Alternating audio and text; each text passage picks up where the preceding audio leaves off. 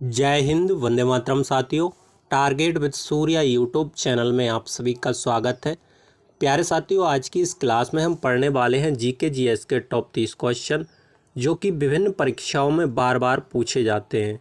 इसलिए आप सभी इस क्लास को शुरू से लेकर अंत तक ज़रूर देखिएगा, जिससे आप सभी को सभी प्रश्न क्लास में ही याद हो सकें और एग्ज़ाम में इन सभी क्वेश्चनों को अच्छी तरीके से बना सकें।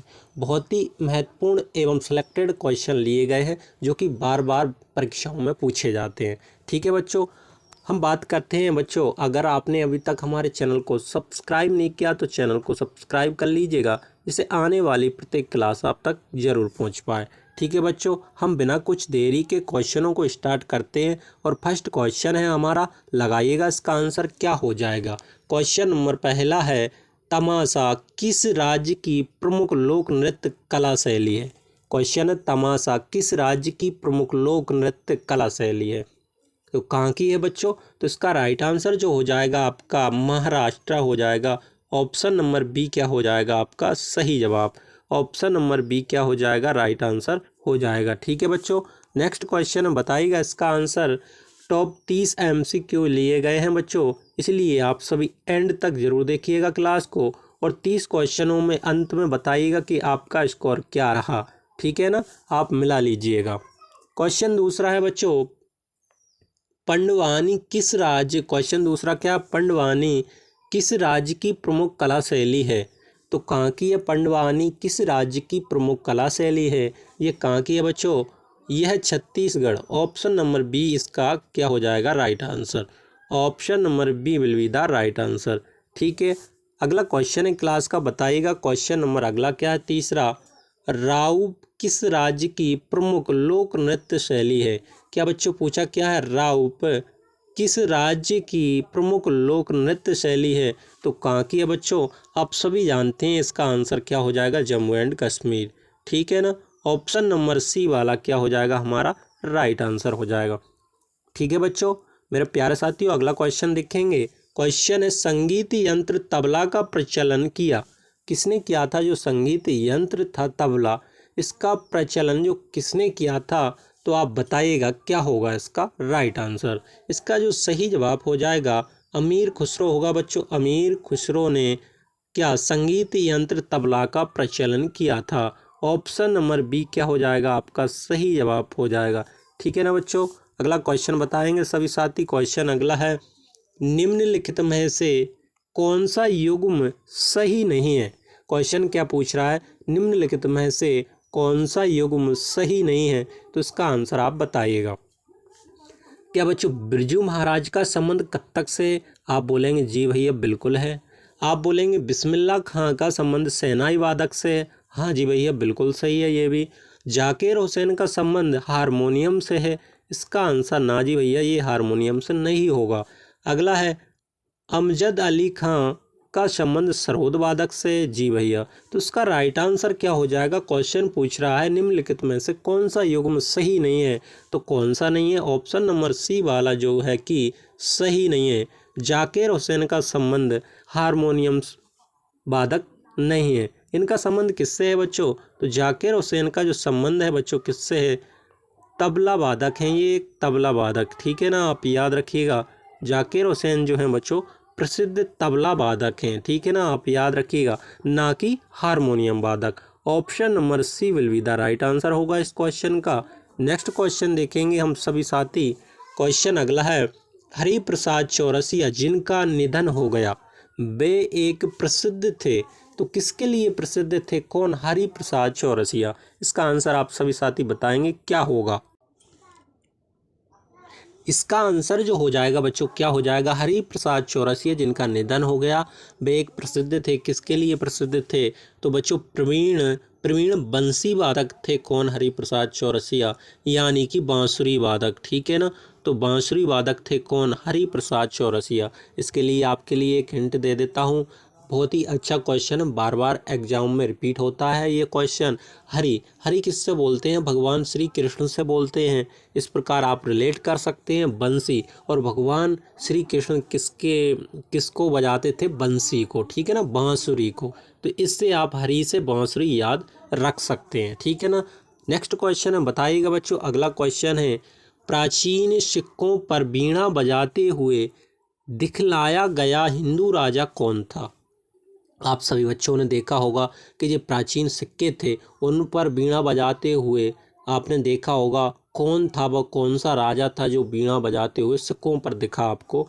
तो वो था कौन बच्चों? समुद्रगुप्त। ऑप्शन नंबर बी क्या हो जाएगा आपका सही जवाब हो जाएगा? क्या बच्चों? Samudragupta. Option number B will be the right answer. Next question बताएंगे सभी साथी। क्वेश्चन अगला है, निम्नलिखित में से कौन सा सुमेलित नहीं है? पूछा क्या है, निम्नलिखित में से कौन सा युग्म सुमेलित नहीं है? तो आप बताइएगा और मिला लीजिएगा।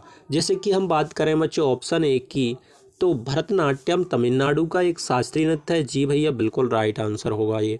कथकली कहाँ का है बच्चों? कर्नाटक का है ना? जी भैया ये बिल्कुल सही ऑप्शन नहीं है। अगला है, ओडिसी जो नृत्य है बच्चों उड़ीसा का है। जी बिल्कुल है। कुचिपुड़ी बच्चों कहाँ का है? आंध्र प्रदेश का है। हाँ जी बिल्कुल सही है। क्वेश्चन पूछ रहा है सुमेलित नहीं है, तो कौन सा नहीं है? तो ऑप्शन नंबर बी वाला क्या सही नहीं है। कथकली जो बच्चों कर्नाटक का नहीं है, ये कहाँ का है? केरल का है। कथकली एक शास्त्रीय नृत्य, आप याद रखिएगा क्या? केरल याद रखेंगे सभी साथी, ठीक है, ना कि कर्नाटक। कर्नाटक का जो नृत्य है बच्चों वे कौन सा? यक्षगान है, ठीक है, ना कि कथकली। अगला क्वेश्चन देखेंगे आप सभी और लगाइएगा आंसर। क्वेश्चन नंबर 9 है, निम्नलिखित में से कौन सा कथक नृत्य का उत्कृष्ट नर्तक है? तो आप बताइएगा निम्नलिखित में से कौन कथक नृत्य का उत्कृष्ट नर्तक है?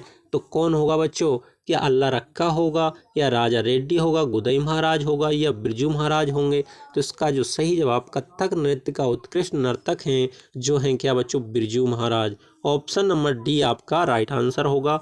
Option number D will be the right answer, ठीक है ना बच्चों? आप याद रखिएगा, बहुत अच्छा क्वेश्चन है, बार बार पूछा जाता है। इस क्लास में हमने बहुत ही अच्छे क्वेश्चन लिए गए हैं जो बार बार पूछे जाते हैं, ठीक है, ना कि ऐसे क्वेश्चन की सिंपल और ये कभी पूछे नहीं जाते, ठीक है। ये क्वेश्चन पूछे जाते हैं, इसलिए क्लास को अंत तक जरूर देखिएगा।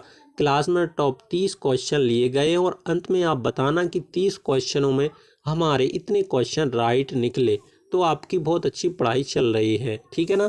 क्वेश्चन बताना, इसका आंसर 10वां है, झावेरी बहनों दर्शना, नयना, रंजना और सुवर्णा का संबंध शास्त्रीय नृत्य किस विधा से है?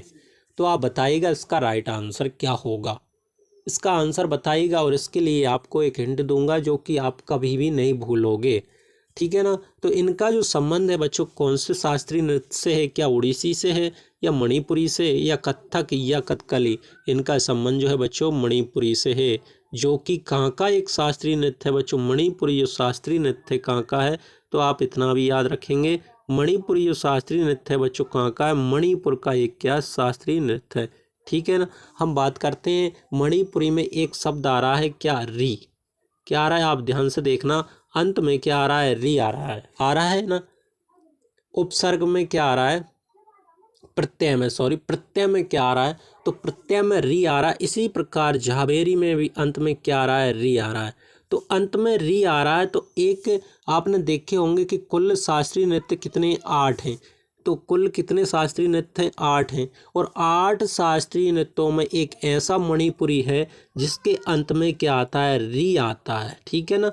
और इसी में झावेरी में भी री आ रहा है, तो री वाला क्या हो जाएगा आपका राइट आंसर, यानी कि मणिपुरी। तो ये हिंट आपको सीखने चाहिए, इन्हीं हिंटों से क्या होते हैं? जीके जीएस याद होती है, ठीक है ना। ये एक सिंपल करने का तरीका होता है। कभी भी पूछे झावेरी बहनों का संबंध कौन से शास्त्रीय नृत्य से, तो आप सभी लगाएंगे मणिपुरी, ठीक है ना। मैंने आपको एक हिंट दे दिया री करके, ठीक है। तो आप अगला क्वेश्चन बताइएगा। अगला क्वेश्चन का आंसर, भारत की उत्तरी सीमा पर स्थित पर्वत है। बताइएगा, भारत की उत्तरी सीमा पर स्थित पर्वत है तो कौन सा है बच्चों? तो इसका राइट आंसर क्या हो जाएगा? हिमालय। हिमालय क्या हो जाएगा आपका सही जवाब हो जाएगा। आप सभी साथी बोलेंगे भैया इसका right answer option number B होगा, भारत की उत्तरी सीमा पर हिमालय पर्वत है, ठीक है ना बच्चों। इस प्रकार आप याद रख लीजिएगा। क्वेश्चन अगला है क्लास का, बताइएगा, आर्यों ने भारत में किस दर्रे से होकर प्रवेश किया था? आर्यों ने भारत में किस दर्रे से होकर प्रवेश किया था? तो आप सभी जानते हैं कौन सा दर्रा था, वह खैबर दर्रा था।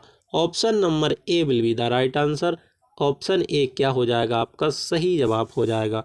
क्वेश्चन अगला है, बताइएगा सभी साथी बोलेंगे हिमालय पार की नदियां हैं। क्वेश्चन क्या है? हिमालय पार की नदियां हैं तो कौन कौन सी हैं बच्चों हिमालय पार की नदियां? तो जी आपका आंसर होगा ब्रह्मपुत्र, सिंधु और सतलज। ऑप्शन कौन सा हो जाएगा? ऑप्शन बी वाला हो जाएगा बच्चों आपका राइट आंसर। क्या क्या? ब्रह्मपुत्र, सिंधु और सतलज आपका राइट आंसर होगा। ठीक है ना बच्चों। क्वेश्चन नेक्स्ट है बच्चों, बताइएगा। क्वेश्चन अगला है, भारत का सबसे ऊंचा नदी बांध कौन सा है? तो आप बताइएगा इसका आंसर क्या हो जाएगा। भारत का सबसे ऊंचा नदी बांध कौन सा है? तो ये आप बहुत अच्छे तरीके से याद रख लीजिएगा, क्योंकि बहुत ही इंपॉर्टेंट क्वेश्चन है बच्चों, बहुत ही सिलेक्टेड क्वेश्चन है। ठीक है ना बच्चों, तो आप याद रख लीजिएगा इस क्वेश्चन को। तो इसका राइट आंसर क्या हीराकुंड बांध होगा, भाखड़ा बांध होगा, सरदार सरोवर बांध होगा या टेहरी बांध होगा? इसका right answer option number D वाला राइट होगा, टेहरी बांध। Option number D will be the right answer. इसको एक तरीका है बच्चों, क्या इसको एक तरीका है याद करने का, जो कि भारत का सबसे बड़ा बांध है। तो इसको एक हिंट दूं, जैसे कि टेहड़ी, इसमें आ रहा है टी और हम एक रिलेट कर दें टी से टेहड़ी। यदि हम बांध बनाएंगे बच्चों, ऐसा सीधा बनाएंगे तो वो बांध क्या हो जाएगा? नष्ट हो जाएगा। इसी प्रकार यदि हम टेढ़ा बांध बनाएं, इस प्रकार से बांध बनाएं तो वे नष्ट नहीं होगा। इसी प्रकार आप एक रिलेट करके रख लेना टेहरी बांध, जो कि भारत का सबसे बड़ा बांध है। ठीक है ना। क्वेश्चन अगला क्या है बच्चों, बताइएगा। और ये कौन कौन सी नदी के संगम पर है क्वेश्चन पूछ ले तो आप याद रखिएगा भागीरथी और शिलांगना नदी। भागीरथी और भीलांगना होगी बच्चों, एक भागीरथी जिसे गंगा कहा जाता है और एक भीलांगना नदी। ठीक है ना। इन दोनों नदियों के बीच संगम पर कौन सा बांध स्थित है? तो टेहरी बांध, जो कि भारत का सबसे ऊंचा नदी बांध है। ठीक है। क्वेश्चन अगला है क्लास का, बताइएगा चिल्का झील किस राज्य में स्थित है? तो ये क्वेश्चन तो बहुत बार पढ़ चुके हैं हम और बहुत सिंपल क्वेश्चन है। चिल्का झील किस राज्य में स्थित है? तो बच्चों उड़ीसा में है। उड़ीसा इसका क्या हो जाएगा? राइट आंसर होगा। ऑप्शन नंबर सी वाला हमारा सही जवाब होगा। ठीक है बच्चों। क्वेश्चन अगला है, बताइएगा सलाल जल विद्युत परियोजना किस राज्य में है? क्वेश्चन क्या है? सलाल जल विद्युत परियोजना किस राज्य में है? तो कौन से राज्य में है बच्चों? ऑप्शन क्या होगा? जम्मू कश्मीर में है। सलाल जल विद्युत योजना जम्मू कश्मीर में है। Option number B will be the right answer. Next question देखते हैं बच्चों, बताइएगा। क्वेश्चन, भारत की सर्वाधिक महत्वपूर्ण मिट्टी कौन सी है? बहुत अच्छा क्वेश्चन है, बार बार पूछा जाता है, तो आप इसको बहुत अच्छी तरीके से याद रख लीजिएगा। भारत की सर्वाधिक क्या पूछा है? कौन से देश की? इंडिया की सबसे इम्पोर्टेंट मिट्टी कौन सी है या महत्वपूर्ण कौन सी मिट्टी है? तो बच्चों जो है जड़ोर मिट्टी, इसको आप कभी भी ना भूलिएगा। ऑप्शन सी क्या हो जाएगा? राइट होगा। भारत की सबसे महत्वपूर्ण जो मिट्टी है जड़ोर मिट्टी है। ठीक है ना बच्चों। अगला क्वेश्चन बताएंगे सभी साथी। क्वेश्चन अगला है, क्वेश्चन 18वां है प्रैक्टिस सेट का क्लास का, नगदी फसल में सम्मिलित नहीं है, जो कि आप ऑप्शन से बताएंगे कौन सा ऑप्शन ऐसा है कि जो कि नगदी फसल में सम्मिलित नहीं है। आज आपको मैं नगदी फसल, खरीफ की फसल और रबी की फसल सभी फसलों की जिक्र करेंगे। तो क्वेश्चन क्या होगा इसका राइट आंसर? गेहूं इसका सही जवाब होगा, गेहूं। ठीक है ना, इतना आप याद रखिएगा। नगदी फसल कौन सी होती हैं बच्चों? एक अपने आप से एक तरीका आजमाया करो, क्योंकि वही तरीका से ही जीके के क्वेश्चन याद होते हैं, ना कि रटन विद्या से। ठीक है। तो आप जानते हैं नगदी फसल, आप खुद से भी कुछ ना कुछ हिंट लगाया करो जिससे आपको क्वेश्चन याद हो सके और वे भूले ना आगे। तो नगदी फसल ऐसे मान के चलो कि वे हमको नगद पैसे दे सकती हैं तुरंत, उसमें कुछ ज़्यादा परेशानी ना। जैसे गन्ना है बच्चों, गन्ना है तो गन्ने हम जाकर खेत से काट के बेच सकते हैं और वह हमें क्या पैसे दे सकते हैं। कपास भी है बच्चों और जूट भी है। इस प्रकार ये क्या है? नगदी फसल है। ठीक है, अब नहीं भूलेंगे। इसी प्रकार हम बात करते हैं बच्चों किसकी? एक बात करते हैं हम खरीफ की। क्या बच्चों? खरीफ की बात करते हैं बच्चों। खरीफ की फसल, खरीफ की जो फसल होती हैं वे कौन कौन सी होती हैं? तो खरीफ की जो फसल होती हैं बच्चों क्या होती हैं बताइएगा आप। तो बच्चों खरीफ की फसल जो होती हैं जैसे कि, तो खरीफ की फसल जो होती हैं बच्चों वो क्या बरसात में बोई जाती हैं, ठीक है ना, बरसात में। जैसे कि अभी का जो मौसम चल रहा है, ये कौन सा मौसम चल रहा है, बरसात का ही मौसम चल रहा है। तो आप इतना याद रखिएगा कि इस टाइम कौन कौन सी फसल बोई जाती हैं। जैसे कि मक्का बोई जाती है बच्चों, और मक्का के साथ और क्या मक्का के साथ सोयाबीन बोया जाता है, मूंगफली बोई जाती हैं। तो ये सभी क्या होती हैं, खरीफ की फसल होती हैं, ठीक है। आपको एक हिंट दूं खरीफ को याद करने का। खरीफ मान के चलो एक आपके दोस्त का नाम है क्या, खरीफ, ठीक है। और खरीफ को क्या होती है, ज़्यादा प्यास लगती है, प्यास यानी कि पानी पीने की इच्छा होती है, ठीक है ना। और वो उसको पानी पीने की इच्छा होती है तो वो बहुत सारा पानी भगवान से प्रार्थना करके बरसा देता है और पानी पानी हो जाता है। तो इससे आप थोड़ा सा याद रखने का हिंट है। तो खरीफ को प्यास लगती है यानी कि पानी, तो पानी से आपको याद आएगा कि बरसात के समय में जो बोई जाने वाली फसल होती है वह कौन कौन सी होती है। इसी प्रकार हम रबी की फसलें याद रखेंगे बच्चों, किसकी, रबी की फसलें याद रखेंगे। तो रबी कौन हो जाएगा, आपका एक दोस्त। तो रवि की फसल आप याद रखिएगा। एक छोटा सा हिंट कि रवि भी आपका एक भाई है या दोस्त है। तो रवि को क्या लगता है बच्चों, बहुत ठंड लगती है। यानी कि मैं एक पहले पहले बुवाई वाला हिंट दे रहा हूँ। तो ठंडों में, मतलब कि ठंडों में कौन सी फसल बोई जाती है आप सभी को पता है, गेहूँ, चना, सरसों। इस प्रकार से ठंडों की जो फसल स्टार्टिंग की जाती है, बोई जाती है, पर रबी की फसल होती हैं। तो खरीफ को क्या लगती है, प्यास लगती है, ठीक है। और रबी को क्या लगती है, ठंड लगती है, ठीक है ना। इस प्रकार खरीफ में 3 वर्ड आ रहे हैं प्यास में, और रबी में 2 वर्ड आ रहे हैं ठंड के लिए। तो इस प्रकार से आप खरीफ और रबी की फसल कर सकते हैं। और नगदी फसल आप जो तुरंत पैसे दे सकती हैं वह नगदी फसल होती हैं। तो तीनों फसल बहुत अच्छे तरीके से याद रख लीजिएगा, क्योंकि इनमें बार बार कन्फ्यूजन हो जाते हैं कि कौन सी रबी, कौन सा खरीफ, कौन सी नगदी, ठीक है। क्वेश्चन अगला देखेंगे, बताइएगा बच्चों।